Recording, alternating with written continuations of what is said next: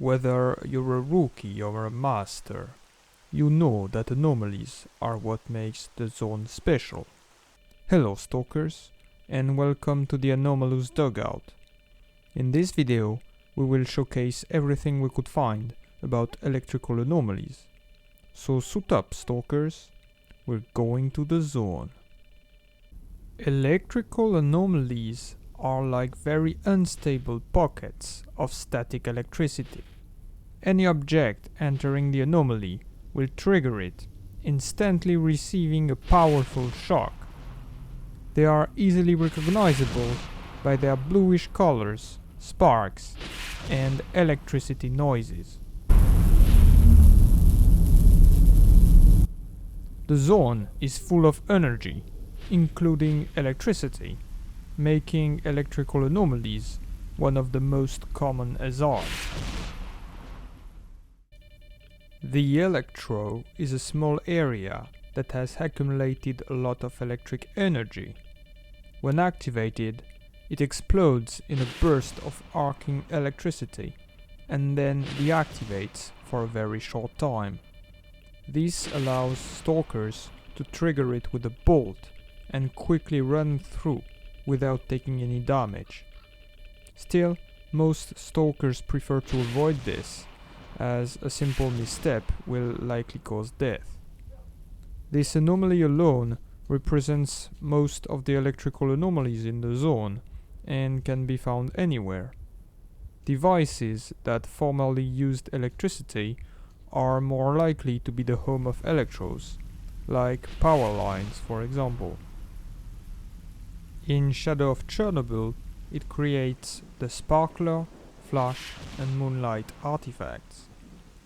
In Clear Sky and Call of Pripyat, it forms the sparkler, flash, battery, shell and snowflake artifacts. The giant electro is a very rare version of the electro that is much larger and much more powerful. It can be found, for example, near the center of Pripyat.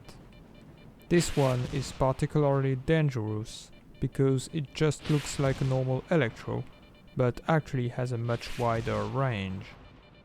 The moving electro is just like an electro that changes its spot every few seconds. It usually follows a set path, so it is possible to study it, to then pass through it. But again, doing this remains extremely dangerous.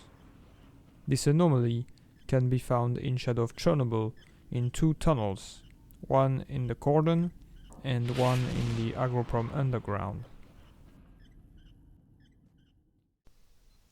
The Tesla is a rare anomaly that takes the form of a moving ball of lightning. It does a tremendous amount of damage, but because it moves in a set pattern, it can usually be easily avoided. It is much more of a problem when encountered in cramped places or paired with other anomalies. Also, this anomaly only appears in Call of Pripyat, so it can be assumed that it is only found near the center of the zone.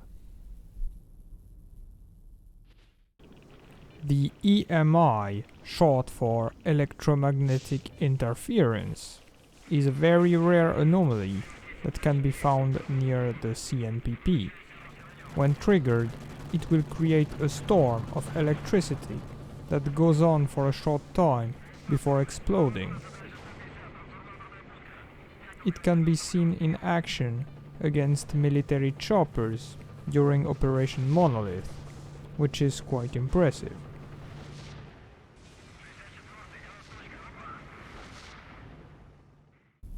Electro clusters appear often in the zone, but some are more dangerous than others. This depends on the amount of space between each electro. If there is enough space, the anomalous field can be navigated relatively safely, but if not, electrical clusters can completely deny access to certain areas, as it can be seen in the center of Pripyat. Electrical anomalies seem to have minimal effect on the terrain, as the latter usually remains unchanged. However, in some cases, electros can be found in ground deformations, notably in the S.T.A.L.K.E.R anomaly in Zaton.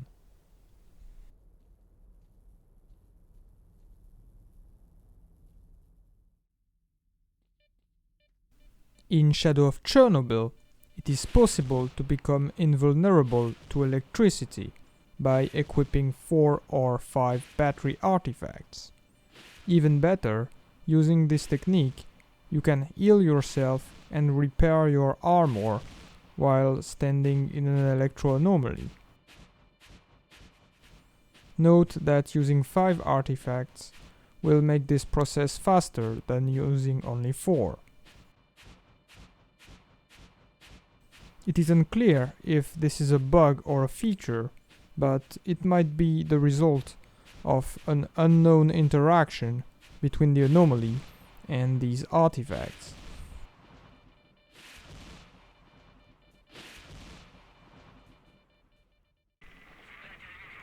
And that's it for electrical anomalies. I hope you learned something new today, and be sure to stay tuned, as we will take a look at chemical anomalies next. Thank you for watching, Stalkers, and goodbye.